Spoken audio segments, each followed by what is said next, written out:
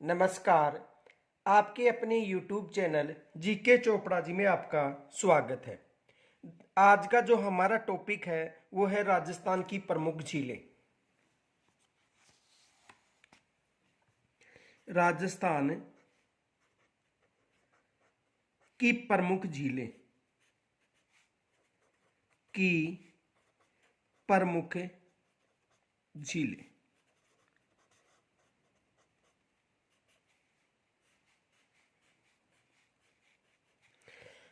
अब देखो, राजस्थान में जो झील है वो दो प्रकार की पाई जाती हैं। एक खारे पानी की झील और दूसरी मीठे पानी की झील। राजस्थान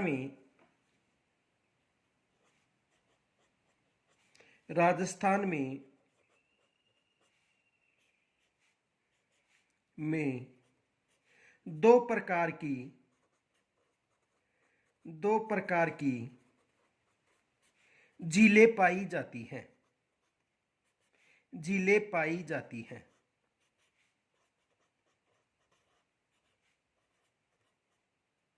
राजस्थान में कितने प्रकार की झीलें? दो प्रकार की झीलें पाई जाती है। देखो, दो कौन कौन से प्रकार है। एक है मीठे पानी की झील और दूसरी कौन सी है? खारे पानी की झील।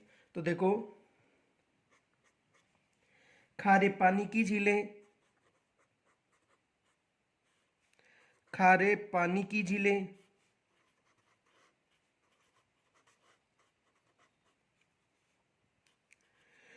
और दूसरा प्रकार है मीठी पानी की झीलें। मीठे पानी की झीलें।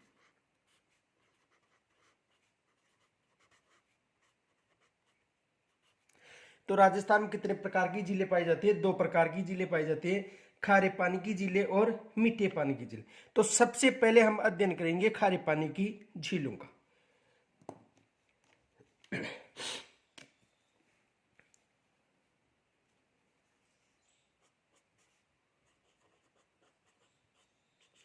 खारे पानी की झीलें। देखो, खारे पानी की जो झील है वो उत्तरी पश्चिमी राजस्थान है उसमें सर्वाधिक पाई जाती है। उत्तरी पश्चिमी राजस्थान में सर्वाधिक पाए जाने के कारण है कि जो पश्चिमी राजस्थान है वो तेती सागर का अवशेष माना जाता है और तेती सागर के अवशेष के कारण यहाँ पर अधिकतर खारे पानी की झीलें पाई जाती हैं। ये विशेष याद रखना। तो देखो,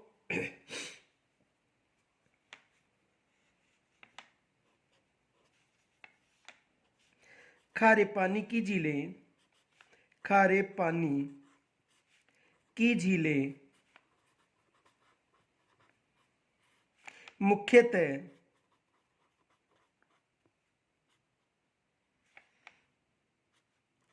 उत्तरी पश्चिमी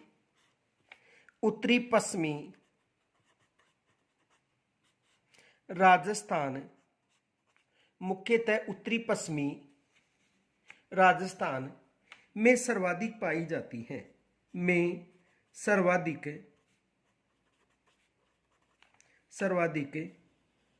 पाई जाती हैं।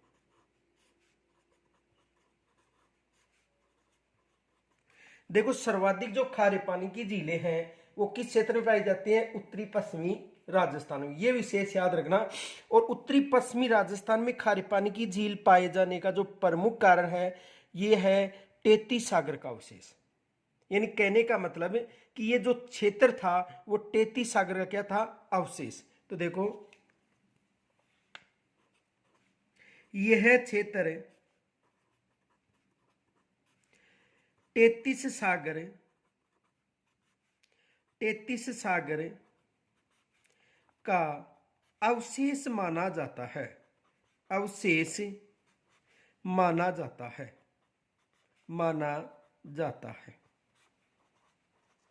किसका अवशेष माना जाता है? तेतीस सागर का अवशेष माना जाता है। इस कारण यहां पर खारेपन के कारण यहां पर खारे पानी की झील अधिक पाई जाती है, जिसके कारण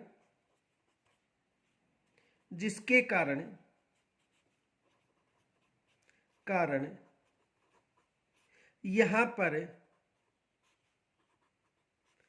खारे पानी की खारे पानी की सर्वाधिक झीलें पाई जाती हैं। सर्वाधिक झीलें पाई जाती हैं। सर्वाधिक झीलें पाई जाती हैं। यह फैक्ट विशेष याद रखना कि पश्चिमी राजस्थान में खारे पानी की झीलों का अधिक कारण क्या है कि यहां पर टेती सागर का अवशेष था। अब देखो ये जो टेती सागर है उसको समझो। देखो प्राचीन समय में दो भूखंड थे। एक था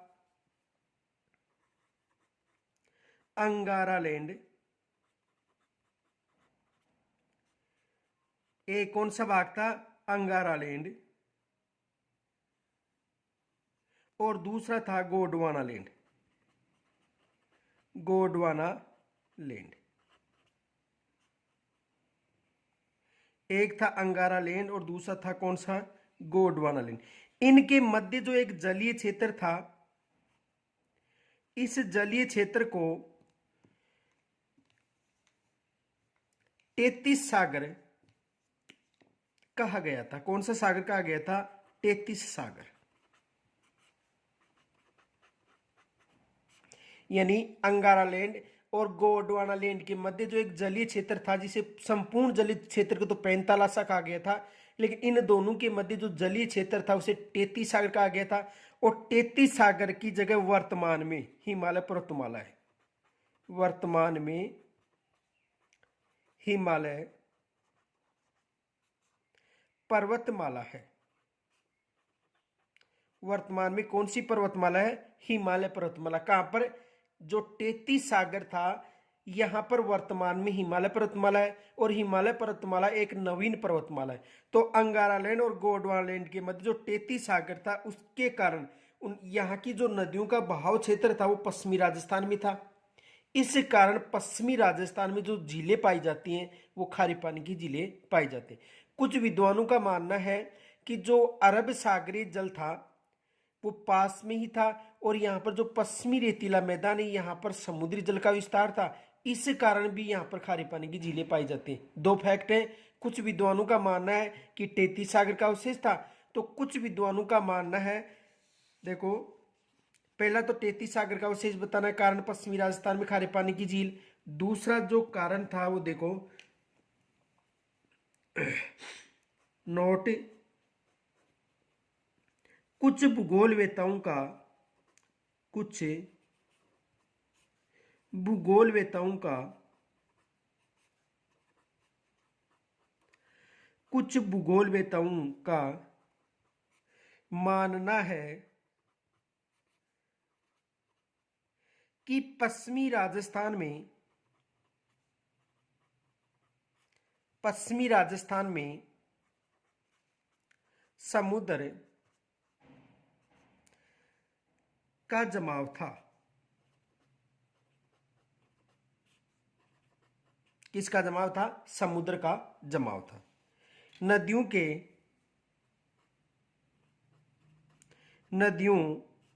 के डेल्टाई क्षेत्र के कारण यह क्षेत्र मिट्टी के जमाव के कारण मरुस्थल में परिवर्तित हो गया।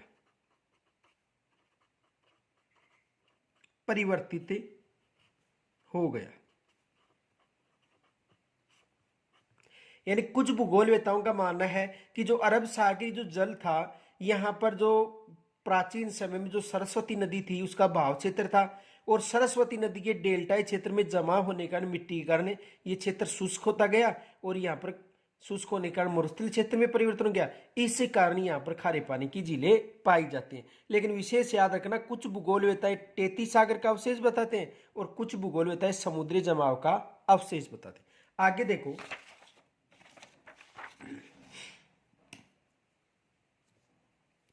ये प्रायद्वीपीय भारत है। कौन सा भारत है? प्रायद्वीपीय भारत। और प्रायद्वीपीय भारत में ये जो क्षेत्र है,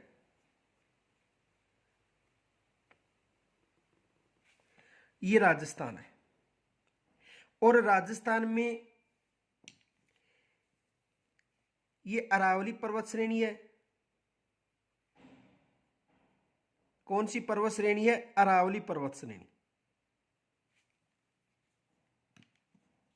अरावली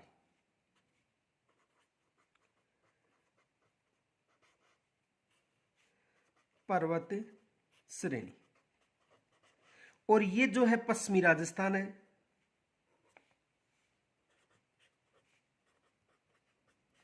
पश्चिमी राजस्थान का मतलब थार का मरुस्थल।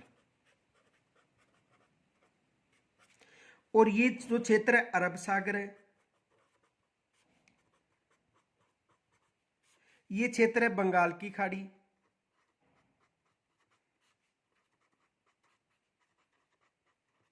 अब देखो, कहा जाता है कि प्राचीन समय में यहां पर एक अरब सागर का विस्तार था। किसका विस्तार था? इस क्षेत्र में अरब सागर का विस्तार था।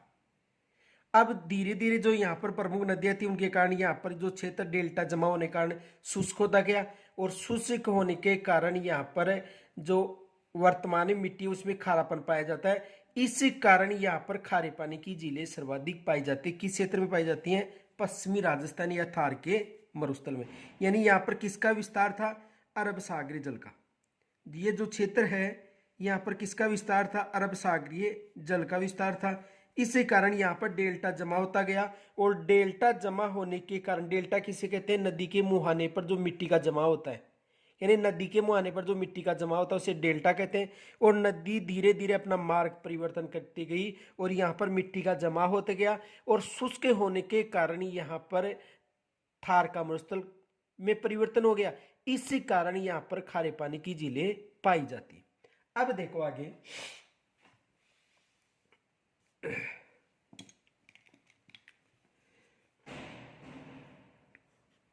पश्चिमी राजस्थान में, पश्चिमी राजस्थान में सर्वाधिक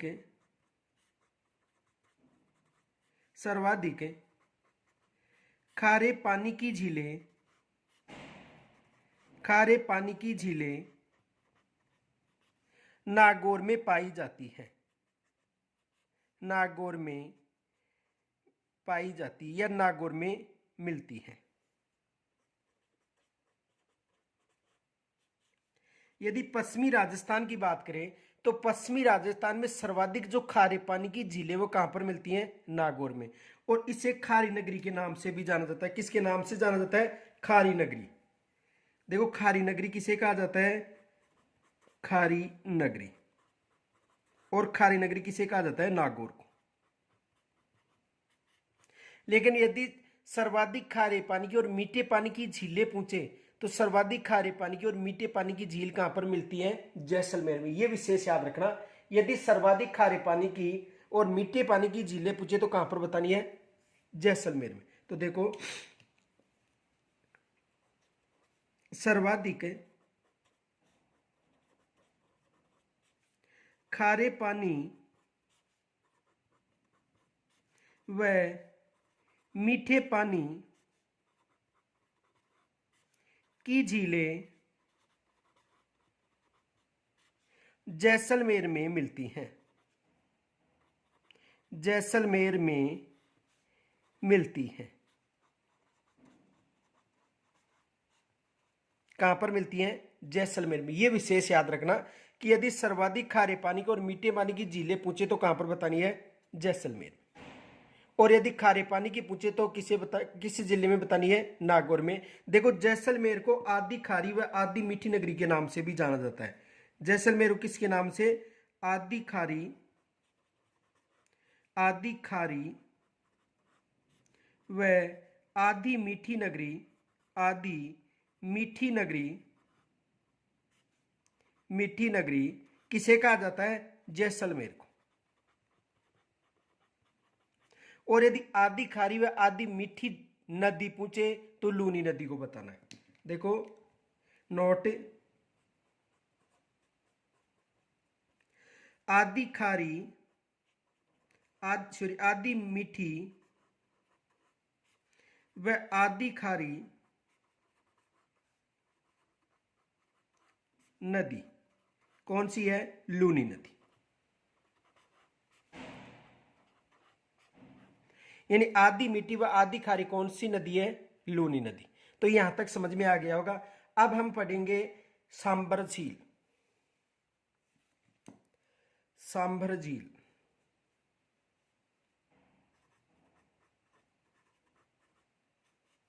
सांभर झील।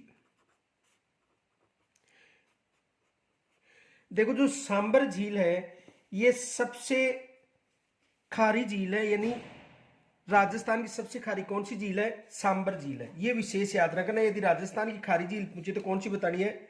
सांबर बतानी है। तो देखो यानी कहने का मतलब है कि इस झील के बारे में यह बताया जाता है कि वासुदेव चौहान ने इस झील का निर्माण करवाया था। किन्होंने करवाया था? वासुदेव चौहान ने किस झील का निर्माण करवाया था? सांबर झील का। तो देखो इस झील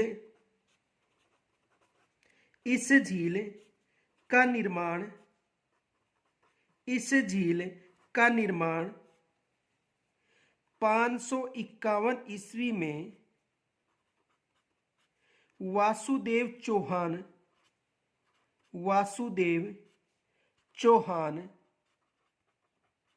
ने करवाया था।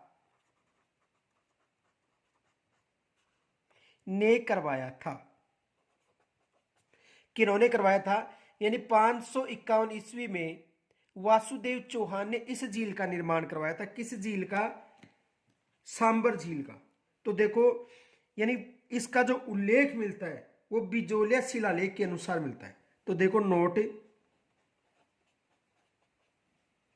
बिजोलिया शिलालेख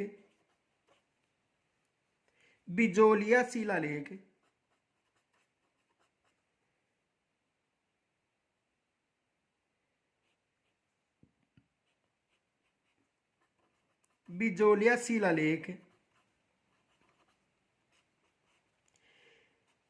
में यह उल्लेख मिलता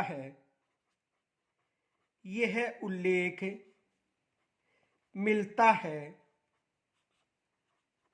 कि चौहान वंश और चौहान वंश कौन सा? सपादलक्ष, यानी सांबर के चौहान वंश और चौहान कौन से? सांबर।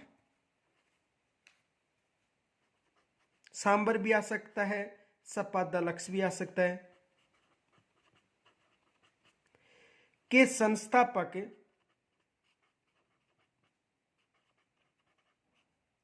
वासुदेव ने, यानी बिजोलिया शिलालेख में यह उल्लेख मिलता है कि चौहान वंश यानी सांबर या सपादलक्ष या अजमेर के संस्थापक वासुदेव ने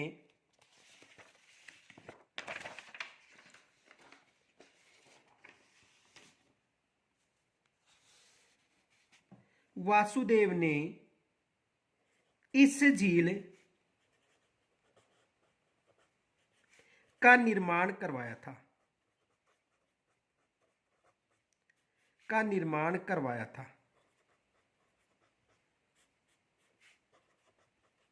यह विशेष याद रखना कि सांबर झील का निर्माण किन्होंने करवाया था? चौहान वंश का जो संस्थापक था वासुदेव, उन्होंने इस झील का 551 ईस्वी में निर्माण करवाया था। यहां से एग्जाम में प्रश्न पूछा गया था कि सांबर झील का निर्माण किन्होंने करवाया था। तो विशेष याद रखना किन्होंने करवाया था? वासुदेव चौहान ने सांबर झील का निर्माण करवाया था। अब देखो सांबर झील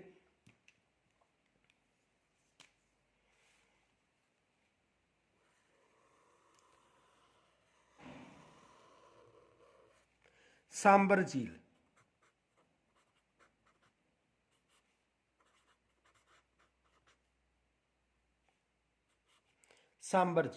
तो देखो सांबर झील की सीमा 3 जिलों को स्पर्श करती है। कितने जिलों को स्पर्श करती है? 3। देखो जयपुर,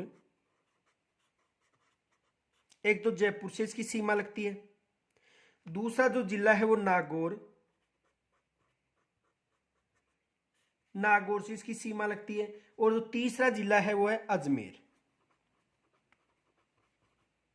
ये विशेष याद रखना कि सांबर झील की जो सीमा है वो 3 जिलों को स्पर्श करती है, नागौर, जयपुर व अजमेर। लेकिन प्रशासनिक दृष्टि से किस जिले में आती है? जयपुर में आती है। यानी 3 जिलों की सीमा स्पर्श होती है और प्रशासनिक दृष्टि से किस जिले में शामिल है? जयपुर में शामिल है। अब देखो, ये जो सांबर झील है,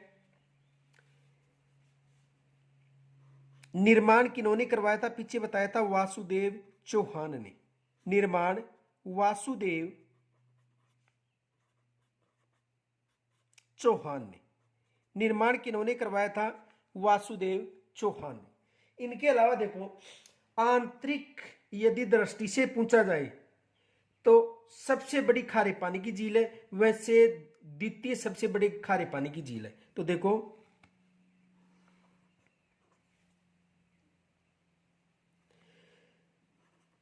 भारत की द्वितीय किसके बाद? चिल्का के बाद।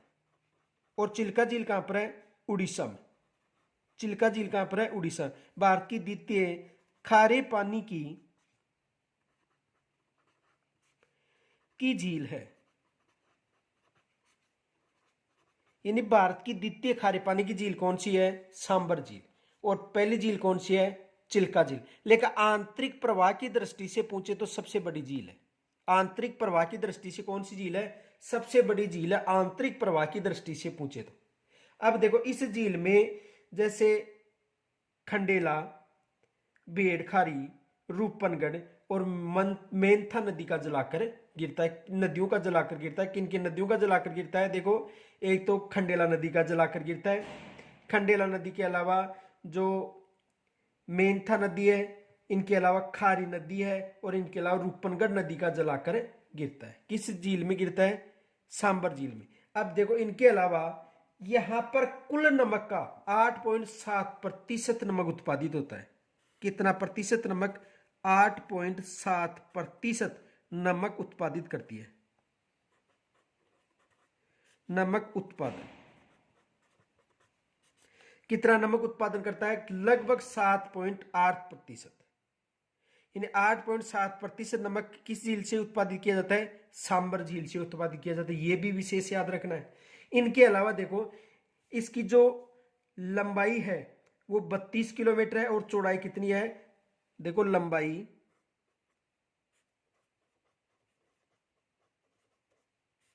32 किलोमीटर और चौड़ाई 3 से 12 किलोमीटर है। लंबाई कितनी है? 32 किलोमीटर और चौड़ाई कितनी है? 3 से 12 किलोमीटर। और यहां पर एक सौर ऊर्जा यंत्र भी लगाया गया है। इस झील के पास क्या लगाया गया है? सौर ऊर्जा यंत्र भी स्थापित किया गया है। किस झील के पास? सांबर झील के पास। कितने मेगावाट का? 4000 मेगावाट का। 4000 मेगावाट का यहां पर एक सौर ऊर्जा यंत्र भी स्थापित किया गया है। इनके अलावा ये जो झील है ये शुष्क जलवायु व अर्ध शुष्क जलवायु क्षेत्र में पाई जाती है। तो देखो, सांबर झील कहां पर है? इसे प्रशासनिक दृष्टि से पूछे तो कहां पर बतानी है? जयपुर में बतानी है। इसका निर्माण किन्होंने करवाया था? वासुदेव चौहान ने करवाया था। और इनके अलावा ये द्वितीय भारत की सबसे बड़ी खारे पानी की झील है, और आंतरिक दृष्टि से पूछे तो भारत की सबसे बड़ी खारे पानी की झील है। तो देखो,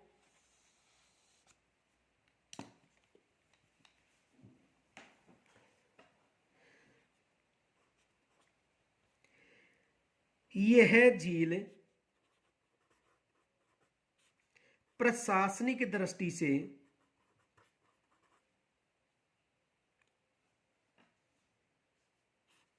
यह झील प्रशासनिक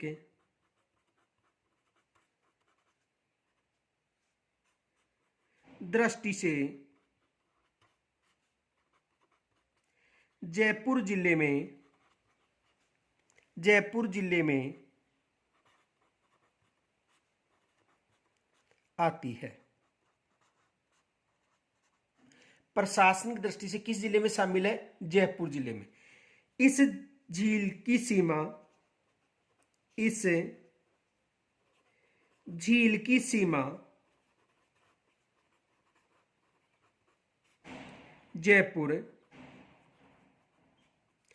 नागौर व अजमेर को स्पर्श करती है, को स्पर्श करती है। ये विशेष याद रखना कि इस झील की जो सीमा है वो किन किन को स्पर्श करती है। एक तो जयपुर को स्पर्श करती है, नागौर को स्पर्श करती है और अजमेर को स्पर्श करती है। लेकिन प्रशासनिक दृष्टि से किस जिले में आती है? जयपुर जिले में। आगे देखो,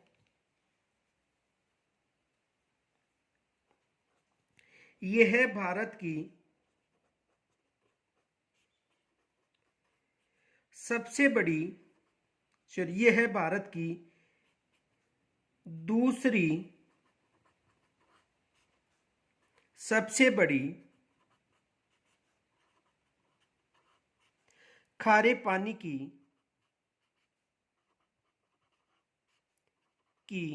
झील है। यह है भारत की दूसरी सबसे बड़ी खारे पानी की झील है। तो प्रथम कौन से, देखो नोट, प्रथम सबसे बड़ी खारे पानी की झील, खारे पानी की झील चिल्का झील है। कौन सी झील है? चिल्का झील। चिल्का झील, और चिल्का झील कहां पर है? उड़ीसा।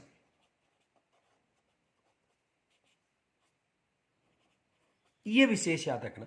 यदि खारे पानी की झील पूछे तो सबसे बड़ी कौन सी है? चिल्का झील, जो कहां पर है? उड़ीसा में। और भारत की कौन सी झील है? द्वितीय सबसे बड़े खारे पानी की झील है। लेकिन यदि आंतरिक अपवाद दृष्टि से या आंतरिक दृष्टि से, जल क्षेत्र की दृष्टि से पूछे तो भारत की सबसे बड़ी खारे पानी की झील कौन सी आएगी?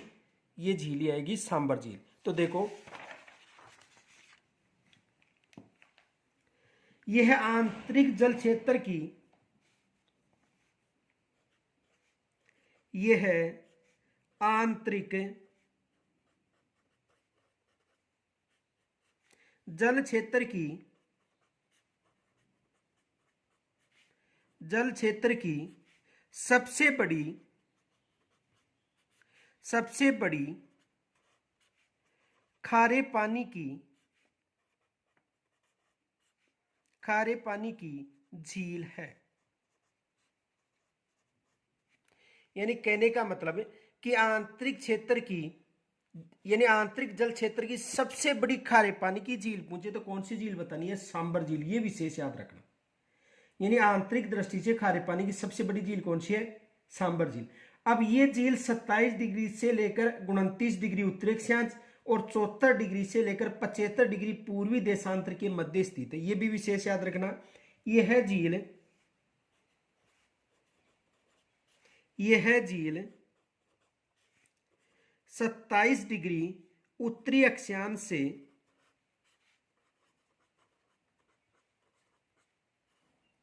27 डिग्री उत्तरी अक्षांश से 29 डिग्री उत्तरी अक्षांश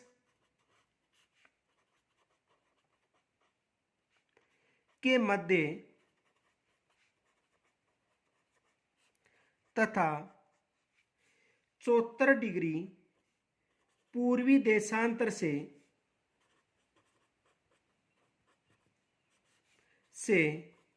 75 डिग्री पूर्वी देशांतर के मध्य स्थित है। पूर्वी देशांतर के मध्य स्थित है।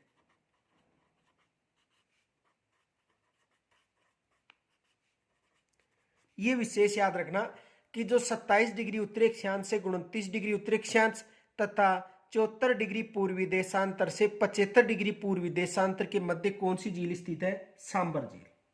आगे देखो, इसकी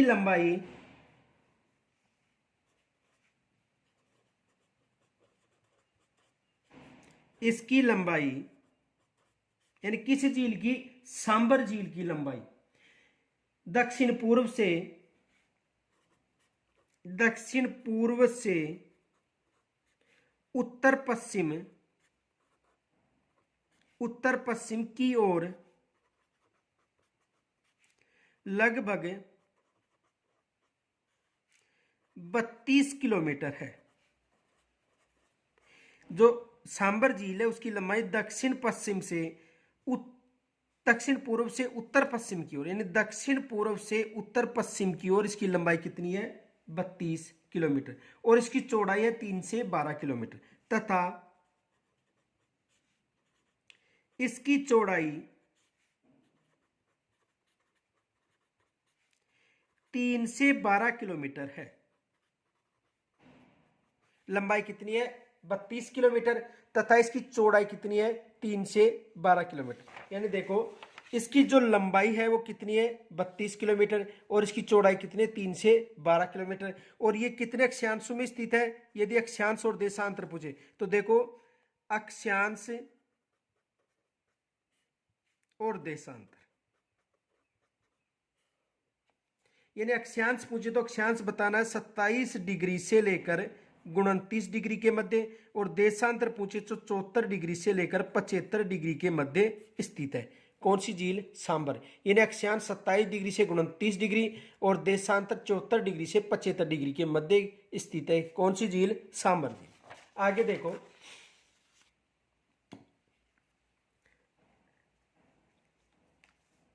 यह झील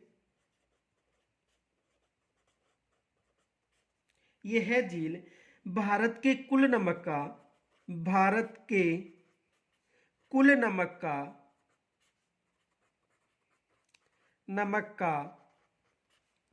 8.7% उत्पादन करती है। यानी इस झील से कितना नमक उत्पादित होता है? लगभग 8.7% नमक उत्पादित होता है। अब ये जो झील है इसका जो अपवा क्षेत्र लगभग 500 वर्ग किलोमीटर में स्थित है। तो देखो इस झील का अपवाह लगभग 500 वर्ग किलोमीटर में है।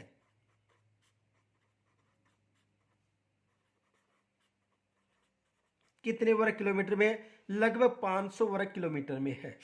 और देखो समुद्र तल से सबसे गहरी झील भी कौन सी है? यानी इसका तल है वो समुद्र तल से भी गहरा है। किस झील का? सांबर झील का। तो देखो नोट विशेष याद रखना, सांबर झील का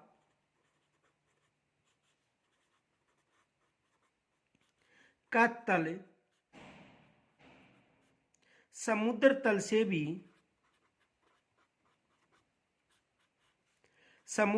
से भी गहरा है। यानी इसका जो तल है वो समुद्र तल से भी गहरा है। किस झील का? सांबर झील का। यह विशेष याद रखना कि सांबर झील का जो तल है वो समुद्र तल से भी गहरा है। आगे देखो,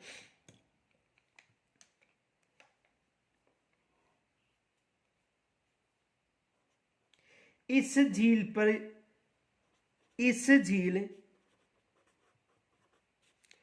के पास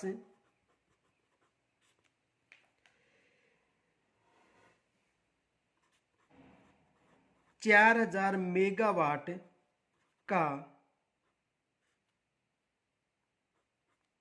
4000 मेगावाट का सौर ऊर्जा संयंत्र लगाया गया है। सौर ऊर्जा संयंत्र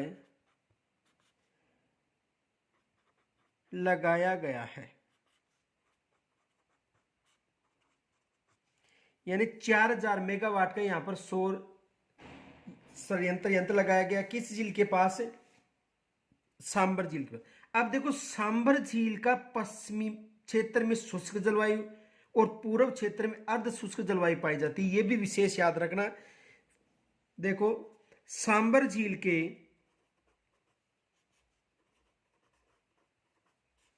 के पश्चिम में शुष्क जलवायु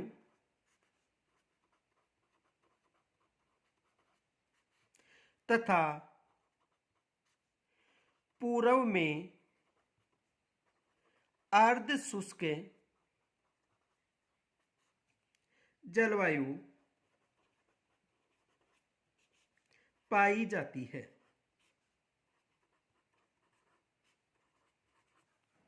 यानी इस झील के पश्चिम में शुष्क जलवायु और पूर्व में कौन सी जलवायु पाई जाती है? अर्ध शुष्क जलवायु पाई जाती है। ये विशेष याद रखना। अब देखो जो सांबर झील है, इस सांबर झील में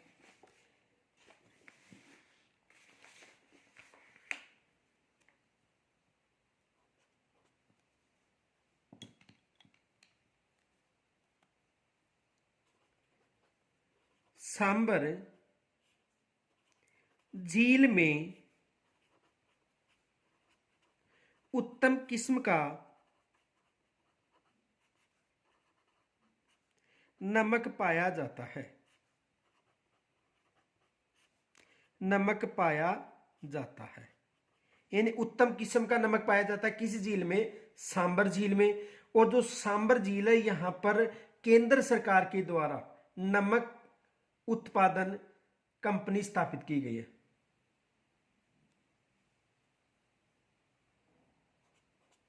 देखो सांबर में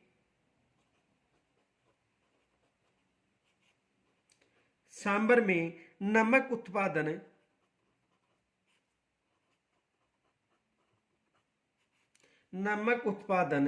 का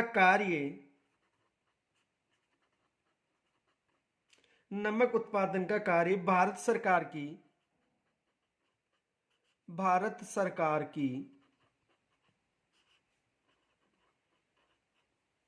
कंपनी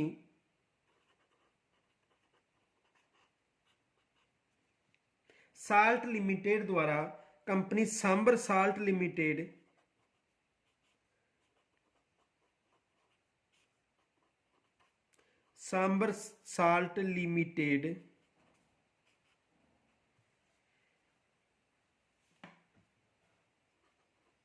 द्वारा किया जाता है।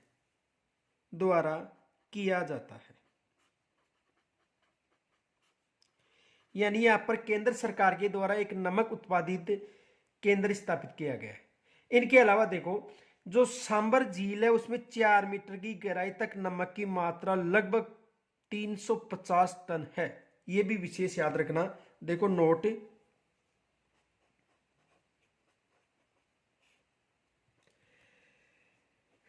यह माना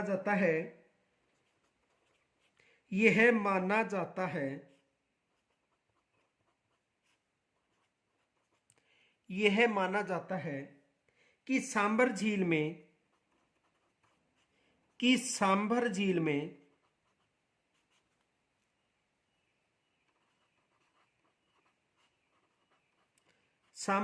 में 4 मीटर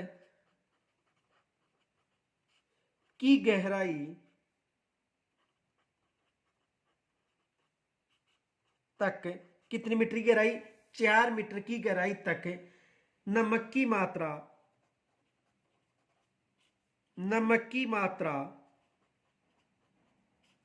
लगभग 350 टन है। कितनी टन है? लगभग 350 टन है। और यहां पर सांबर से प्रति वर्ग किलोमीटर से 6 लाख टन नमक का उत्पादन अनुमानित है। आगे देखो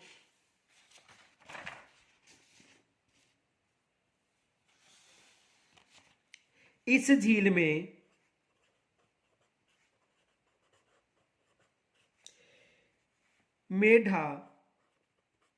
मेंथा भी मिल सकता है, रूपनगढ़,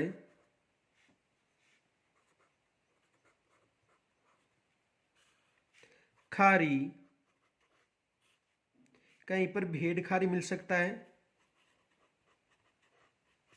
वह खंडेला, वह खंडेला नदियों का, वह खंडेला नदियों का जल आकर गिरता है।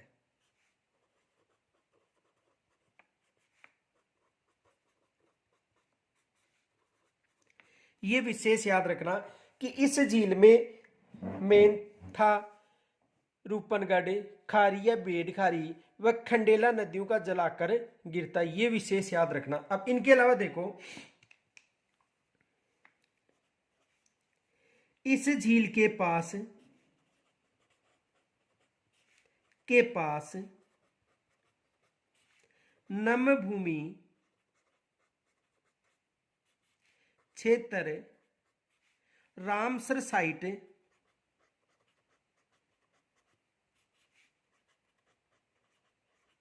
स्थित है। यानी इस झील के पास नम भूमि क्षेत्र रामसर साइट स्थित है, जहां पर साल्ट म्यूजियम भी स्थित है। जो रामसर साइट है वहां पर साल्ट म्यूजियम भी स्थित है। तो देखो, रामसर साइट पर क्या है? Salt museum.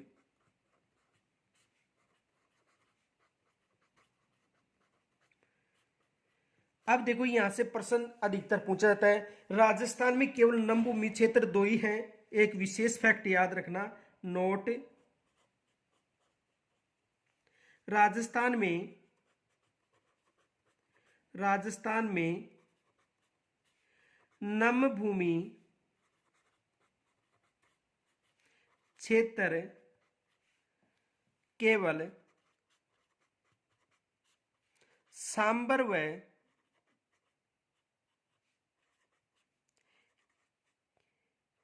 केवला देवी अभ्यारण्य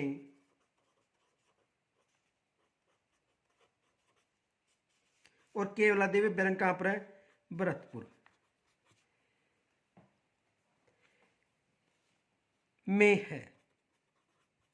यानी राजस्थान में केवल नम भूमि क्षेत्र दो ही है, एक तो सांबर में है और एक केवलादेव अभ्यारण्य, गन्नापक्षी अभ्यारण्य भरतपुर में। एग्जाम में यहां से प्रश्न पूछा गया था कि राजस्थान में नम भूमि क्षेत्र। तो देखो, प्रश्न बना के पूछता हूं। क्वेश्चन देखो, राजस्थान में नम भूमि, और नम भूमि को मतलब रामसर साइट, नम भूमि क्षेत्र है। राजस्थान में नम भूमि क्षेत्र है तो दो याद रखना, एक गन्नापक्षी अभ्यारण्य, गन्नापक्षी अभ्यारण्य, और गन्नापक्षी अभ्यारण्य कहां पर है? भरतपुर में। तो एक तो वहां पर नम भूमि क्षेत्र है और दूसरा है सांबर झील, और सांबर झील का मतलब कहां पर है? जयपुर में। तो राजस्थान में दो ही नम भूमि क्षेत्र हैं, एक गन्नापक्षी अभ्यारण्य या भरतपुर आ सकता है, केवला देवी गन्नापक्षी अभ्यारण्य आ सकता है, और सांबर झील। तो राजस्थान में नम भूमि क्षेत्र केवल दो ही हैं, ये विशेष याद रखना। आगे देखो, अब इससे संबंधित जो प्रश्न बनते हैं वो देखो। क्वेश्चन अगला देखो, सांबर झील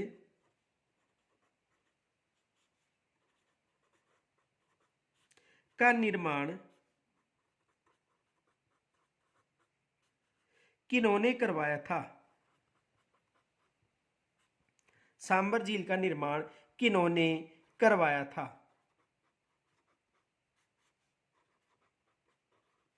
तो देखो, सांबर झील का निर्माण किन्होंने करवाया था? वासुदेव चौहान ने करवाया था। यह विशेष याद रखना, किन्होंने करवाया था?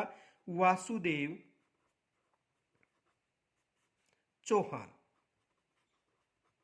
और वासुदेव चौहान ने कब करवाया था? 551 ईस्वी में। यह विशेष याद रखना। आगे प्रश्न पूछा जा सकता है, यहां पर देखो, सांबर झील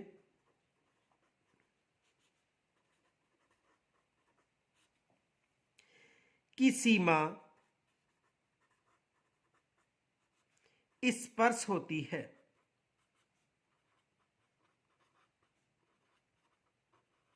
तो सांबर झील की जो सीमा है वो देखो 3 जिलों को स्पर्श होती है। जयपुर में तो प्रशासनिक दृष्टि से स्थित है जयपुर, नागौर व अजमेर। 3 जिले विशेष याद रखना। और यदि प्रशासनिक दृष्टि से इस झील का पूछा जाए कि सांबर झील कहां पर स्थित है, तो सांबर झील किस जिले में स्थित है? जयपुर जिले में। आगे देखो अगला प्रश्न पूछा जा सकता है,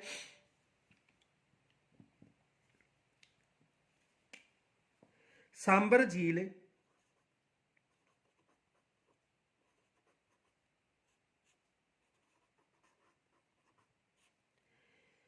में भारत के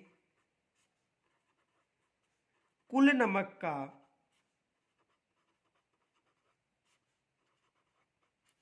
कितना प्रतिशत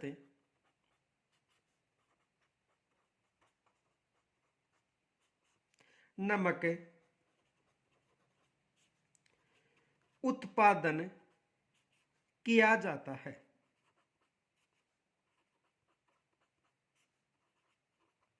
तो कुल नमक का जो उत्पादन यहां पर किया जाता है वो कितने प्रतिशत किया जाता है? 8.7%। यानी भारत के जो कुल नमक है उसका लगभग 8.7% नमक कहां से उत्पादित किया जाता है? सांबर झील से। ये विशेष याद रखना। आगे देखो,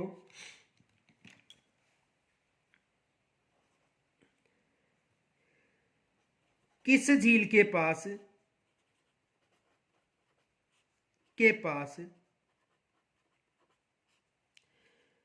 हाल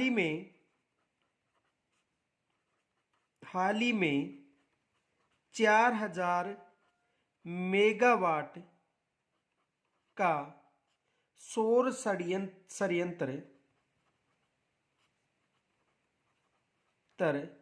स्थापित किया गया है? स्थापित किया गया है।